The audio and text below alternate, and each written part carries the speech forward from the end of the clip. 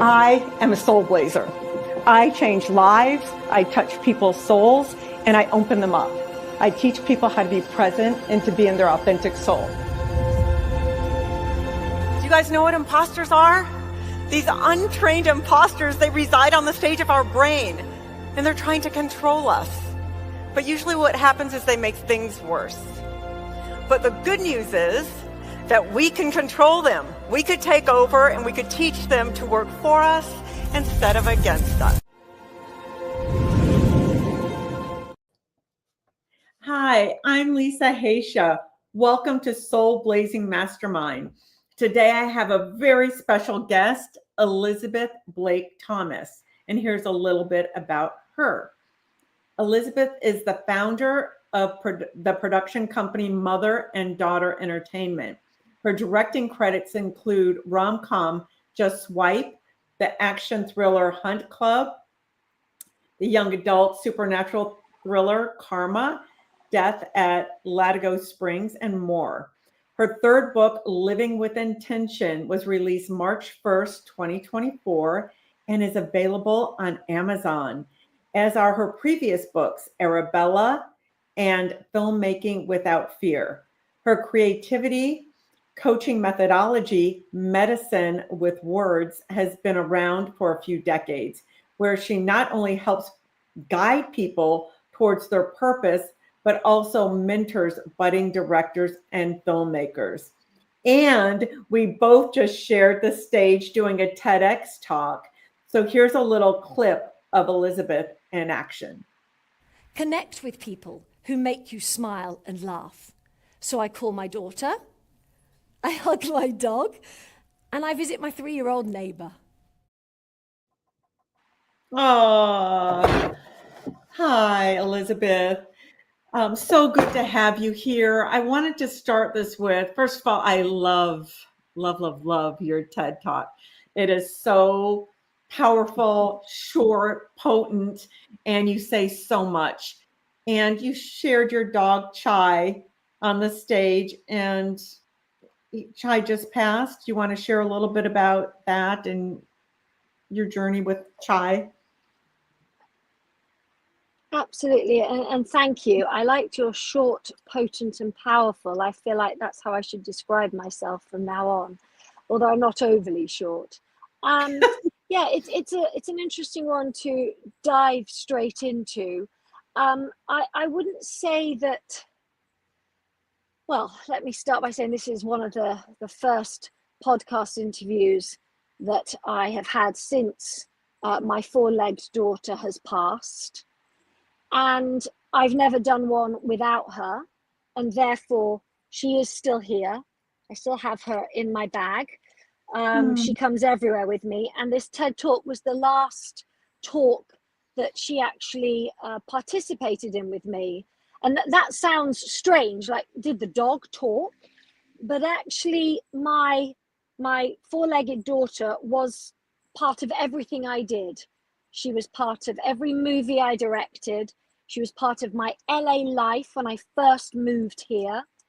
And she was also at every event, every red carpet, everything I ever did, she was with me. So it's very special that she was also at this TED Talk. And I will continue to feel her presence and have her presence here. And I'm on a very different journey right now. Yes. Thank you so much for sharing that, because so many people have fur babies, and it's so sad to lose someone that you love so dearly that you literally take with you everywhere. And you even named your production company Mother and Daughter Entertainment. So I just want to give my condolences, and I want to thank you for being here. And I want to thank you for your courage to be here, because you just got into a car accident, or there's a car accident on the 405 in Los Angeles, and you're sitting in your car right now. That's right. That's right. But you know what? That's a moment to feel gratitude for the fact. My first thought was, oh no, I'm going to be late. And then my second immediate thought was, well, thank goodness that wasn't me. And I hope the people that were in it are okay. And you get given these moments in life where you're supposed to recognize that. And sometimes that can be harder than others. But it's definitely a moment right now that I feel gratitude that I definitely wasn't in that situation. And I get to chat to you and share some hopefully helpful opinions, advice, methodologies with your listeners. Yes. Thank you so much for being a trooper and doing it in your car, not prepared in your office and everything. That's so wonderful. I think and inspiring for people to see it doesn't have to be perfect. Perfection is overrated. Messy is best. Just be here now. So I have so much to ask you. You've led such an incredible life, writing books and TV shows, movies. So what made you realize that fun is so imperative to everyday life as an adult and everything you do? Well, I'm sure I'm not alone in this, in the term that we use a lot at the moment, which is burnout. And there are a lot of adults that get to this stage. In fact, if you watch my first TED Talk, I talk about the game of life and how we're led on this journey and these paths that take us through university, through schooling, marriage, kids, job, and eventually lead you to retirement. And I felt like I had been taught that you just keep on going and eventually you'll get to where you want to get to. And I quickly realized that that was actually a place that we don't want to get to straight away or too early, because that's your grave. And so burnout existed because I pushed myself. And I'm not saying not to do hard work, but there is a fine line between understanding what hard work is that is going to affect your mental and physical health. And so a mental and physical a sense of normality came for me by recognizing what I liked to do. And I realized they were all fun things. So I paint, I draw, I'll play paddleboard, I'll dress in a fun way. I just recognized that these were childlike aspects that I used to do. And I ensured that my daughter did them. And I ensured maybe other people did them. And then I recognized for myself that I wasn't doing them enough. And the minute I started, this dopamine, these cortisol levels dropped. I felt calmer. And actually, I was more productive. Yes, that's usually what happens when you take life so seriously. I think when we're all under pressure every day before the day even starts, before your job, just with life, you tend to get tense and serious and nothing will flow. No creativity comes out of being stressed out. And being stressed, I feel, is a choice. And what you just said, painting, writing, creativity just unlocks all of that if you don't take it seriously. I know you have a morning routine because every successful person has a morning routine to snap you out of being whatever your situation or your mood. You are leading me to that. You are leading me to discuss that actually, because it's an actual exercise that I do with people. And it's being British. I love a cup of tea. So in the morning, I get people to think about what word, because I just love words, individual words. I think they have so much power. Words we tell ourselves, words we share, words we hear. And so I say, what do I want to feel like at the end of my day? So maybe that word could be inspired. Maybe that word is calm. It doesn't matter what that word is, but as I'm making my cup of tea, and again, that's a ritual. I choose the type of tea, like my TED Talk said, I put it in my teapot. And I will think about how I want to feel at the end of my day. So every conscious decision I then make throughout the day is conscious based on that feeling. So if I want to feel calm, I'm not going to fill my day with things that are not going to make me feel calm. And then I look at that at the end of the day and think, well, is that how I wanted to feel? Did it work? Do I like this? Would I do things differently? How do I feel at the end of my day? Oh, I love that. Your TEDx talk is called Medicine with Words. And that's exactly what you practice. And that is so easy. Anyone can do that in the morning. It doesn't take a lot of time. It's just really taking a minute to say, where am I right now? And where do I want to be? And how do I want this day to flow? And if you consciously make that mindset shift, it really makes a difference. So I thank you Well, for it's sharing also that. about That's thank you. And it's also about understanding how you're feeling. You know how we all throw around, how are you? Oh, I'm fine. How are you? I'm okay. Actually, if you asked yourself or other people, hey, Lisa, how are you feeling? It shifts you to think in a different way. It shifts you to think, how am I actually feeling right now? Hold on, I'm actually feeling tired. Well, do you know, I'm feeling a bit tired today. And that will take you into a different space. But again, stopping and being conscious to how we are. But the space I'm in at the moment has taken me to a totally new world, because the TED Talk and the previous Elizabeth was when I had chai. And Mm. the Elizabeth in the last 7 to 8 weeks is on a much deeper level, a foundation that I didn't even know I could go to. And so I'm now sharing that with people, because I feel my vulnerability is more exposed, which isn't a bad thing, but I feel like I can understand people so much more. And that's something, it's a blessing that my, you know, four-legged daughter passed on to me. Yes, absolutely. Why did you choose words? Why are words so meaningful to you instead of painting or another art form, sculpting? Well, because I wasn't given very kind words growing up, and those words had a really negative effect on me. And that wasn't just words from other people, it was also words I told myself. And I recognized that I wanted other people to know that they have a choice in what words represent for them, how they hear words, what words they say to themselves, and how words can be incorporated so positively into their everyday life.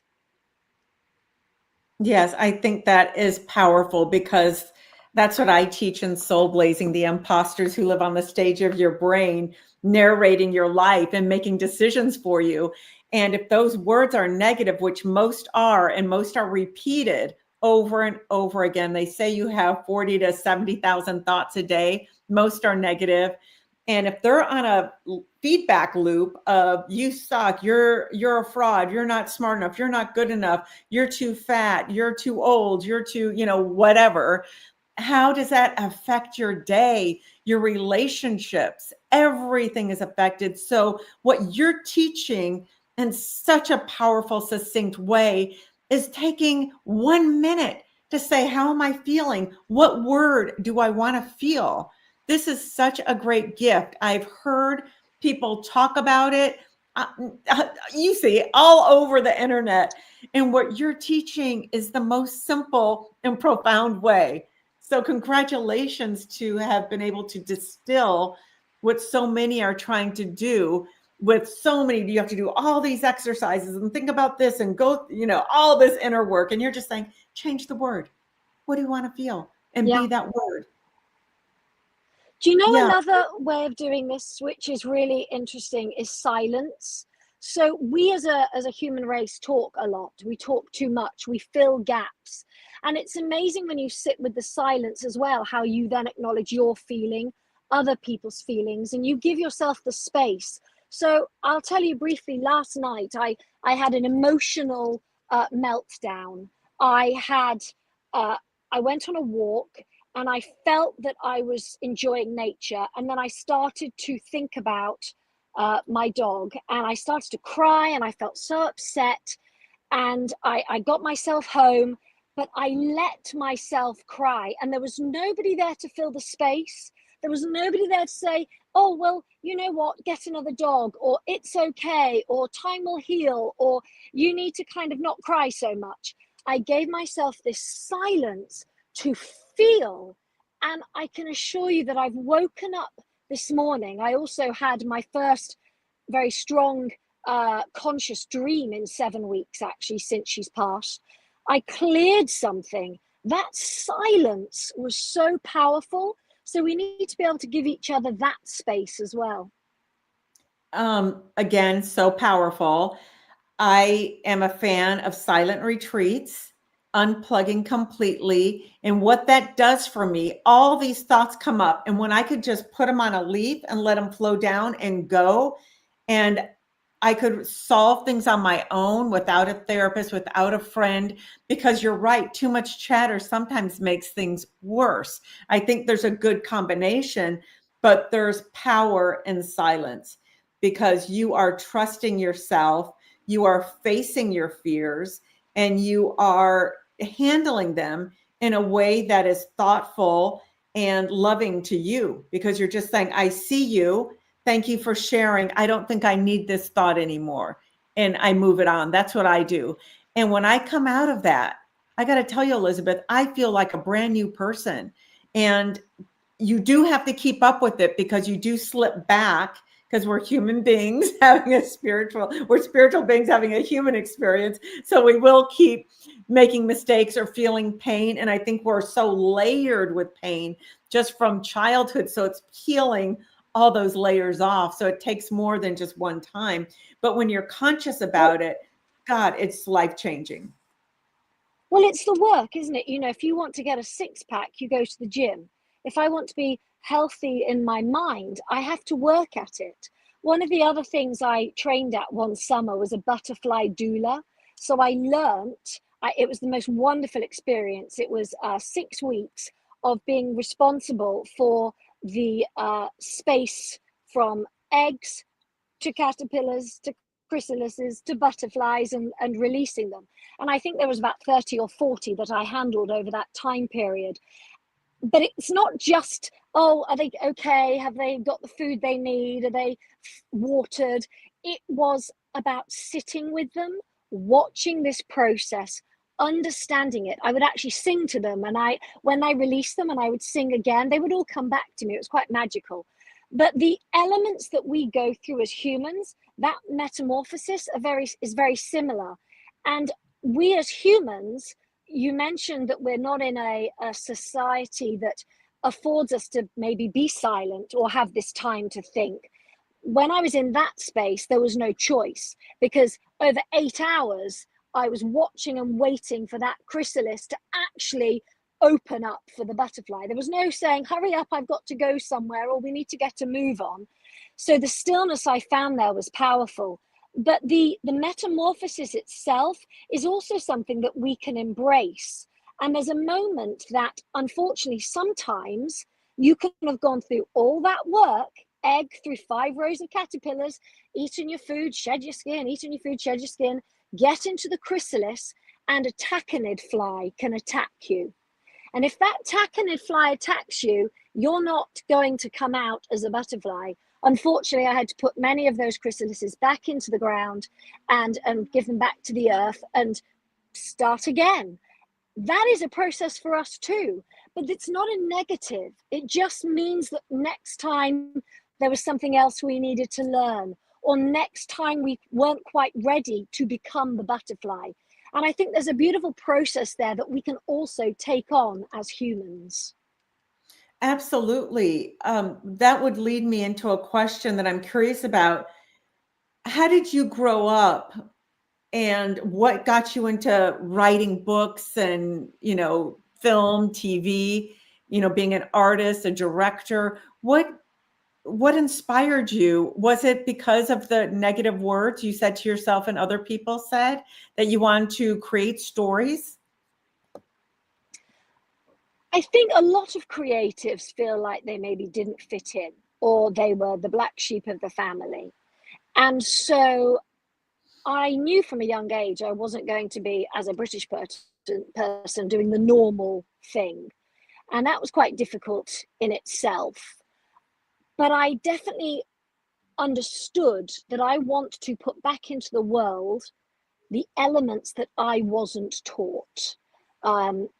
either that could be parents, mentors, siblings, teachers.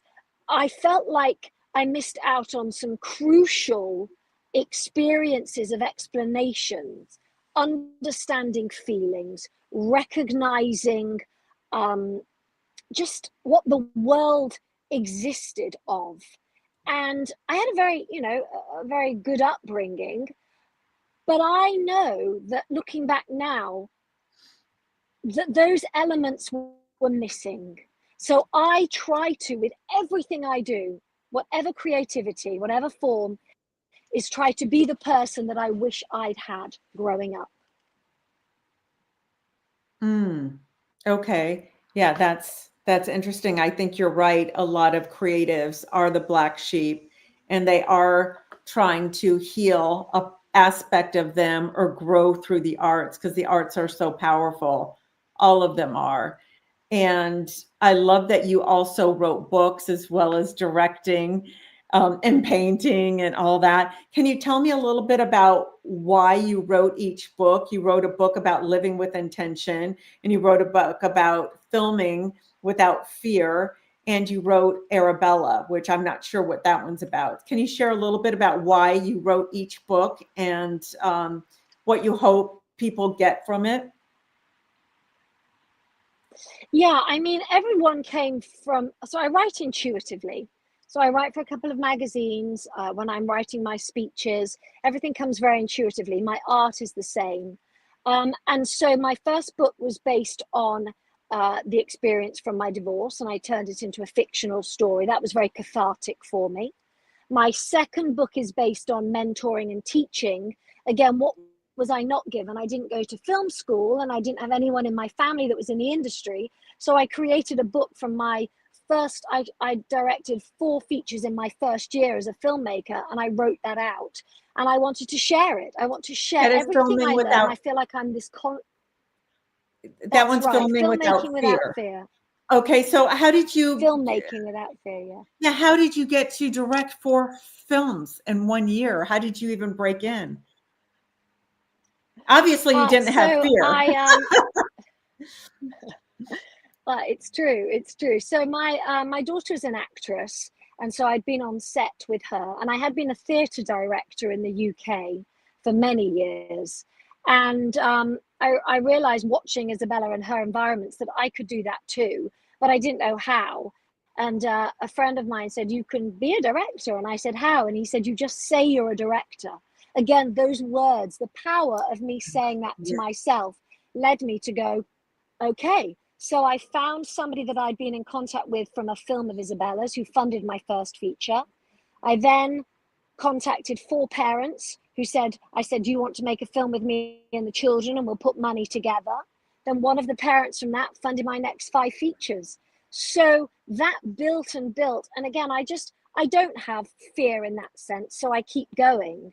And I like to share, as I said, I'm that conduit for people with knowledge.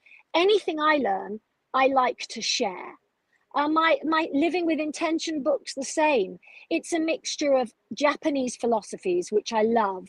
I love so much. The Wabi Sabi, which is all about imperfection. Kintsugi, which is all about how beautiful our broken pieces are. Every word they have, Kanzo, every word they use explains things. They even have the most beautiful word that explains the light coming through the effect of the trees and the light on the floor, the shadow that it creates.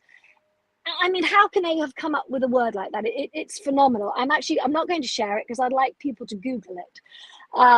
But it's wonderful to be able to share things. So my book has all of these philosophies together: Kabbalistic philosophies, Buddhism, my own stories of growing up. So it's very near and dear to my heart. And then I'm pouring that into my children's books at the moment. You're writing children's books now? Yeah, pouring everything I know into those as well. Is it a series or individual ones? No, they're all individual. They all, I mean, there's a theme through them, but they're all individual.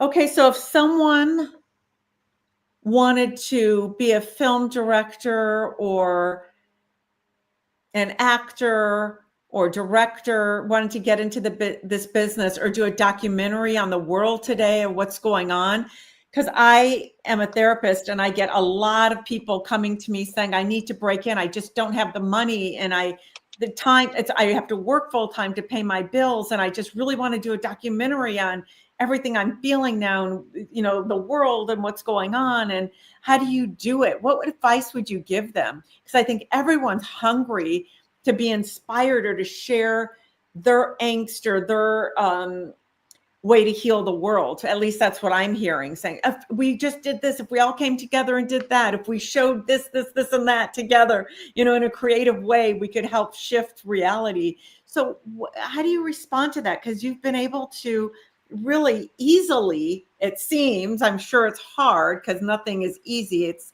doing your morning routine, setting your intentions and showing up for yourself every day. But you've been able to move from just creative feels one to the other so seamlessly, it feels, and you don't have a fear of putting it out. You just put it out. You don't sit on it forever and say it's not good enough. So share a little bit. There are two things. Yeah, there are two things. One is I'm definitely not a perfectionist. So I'm not sitting there rewriting, resorting, repainting. I let it come out and that's it. That's my gift to the world.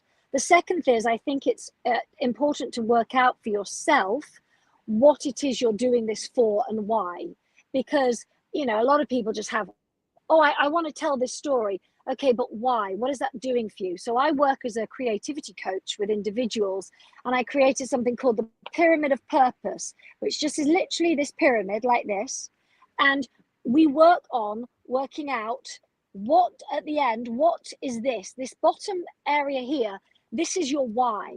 So if you can work out your why, then you'll get clarity on what it is you're doing, you're making, and then the flow actually naturally happens. Synchronicity, synergies, because you know why you're doing it and you've got this bigger purpose. Now, if you just want to make films and you just want to be a TV director, I would suggest going to film school or getting somebody and to give you some money just to make your first film, if it's just about making movies. But if there's something deeper, then it's important to work out what that why is. Again, brilliant, because once you have your why, I think you could do almost anything. And what I would add to it is just if you go, I want to help change the world, your why could be very simple at first, because what you said, also it's anything I have done, including this, anything I have done in my life. I've written books. I've traveled all over the world. I've written and I raised $1 million in Tokyo. Just asking. I didn't ever direct, and I got a book, How to Direct a Movie. It's like how to write a screenplay in 21 days and wrote the screenplay. I mean, I'm the same. But I learned from that process that you don't wait. You have, while I'm doing it, I'm learning. And each time I do it, I get better and I learn. When you sit there and plan too much, and want it neat in a box, just like this interview. You're sitting on the side of the freeway, because of an accident that happened, and you still showed up. We still play. Life is about play. It doesn't have to be perfect. So I just went out there and wrote a movie, had no idea how to write a movie, and got $1 million and directed it just because I wanted to direct. So even if it's not the perfect film, everyone grows, everyone learns, and that's the purpose of life. Are you shifting each day? Are you becoming a better person? Are you stepping into who you're supposed to be? We're all born here with a purpose. We all came in with a seed, and it's your job to find out what your purpose is, why you're here. And once you do, everything, it just flows. Why does it flow so easily? Because you know your why, and you could do your pyramid. Who's ever listening, I really highly recommend Elizabeth to get creative coaching. She is powerful and dynamic, and everyone at the TEDx talk was going, we love Elizabeth. You are so powerful. And some people think, oh, what can I share in under 10 minutes? Well, you shared a lot.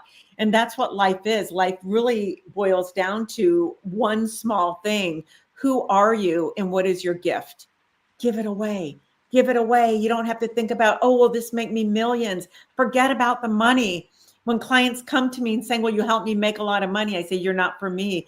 Because what brings in money is doing what you love, helping other people from your truth. And if you make money another way, you're going to lose it or you're going to be unhappy. Everyone that I know who is rich and unhappy was an asshole or did something or cheated their way to their top or is just greedy. Whoever has money and is at peace and is still creating did it the right way. They found out who they were and what the world needs and how they could share it. And not only what the world needs, what their gift is to share with the world, because the world needs everything. They need you. They need your spirit, and your spirit shines so bright. And I'm honored to have shared the stage with you. Thank you for showing up today. Even like this, it couldn't have been more perfect for how I pictured you up on the stage, like play, be messy, and dance. And you're dancing right now. So thank you, thank you, thank you. Thank you so much for having me. And I do hope any of those exercises just gets people thinking in a different way. Yes, they already got me thinking in a different way, and I'm an expert in this. So yes, you're doing a great job. Thank you so much, Elizabeth, and we'll be in touch. And again, my condolences for your sweet baby Chai. And I look forward to what you do next and to reading your children's books and giving them out as gifts. Thank you, thank you, thank you. Thank you. I'm Lisahaisha, creator of SoulBlazing. I hack how you can change the negative thoughts in your head that hold you back. I call them impostors. I introduce you to them, teach you how to befriend them, and co-create with them, releasing old negative narratives. As a keynote speaker at your next event, I'll help your team turn into master communicators with more camaraderie, which brings more efficiency and growth to your organization. So join me and make shift happen.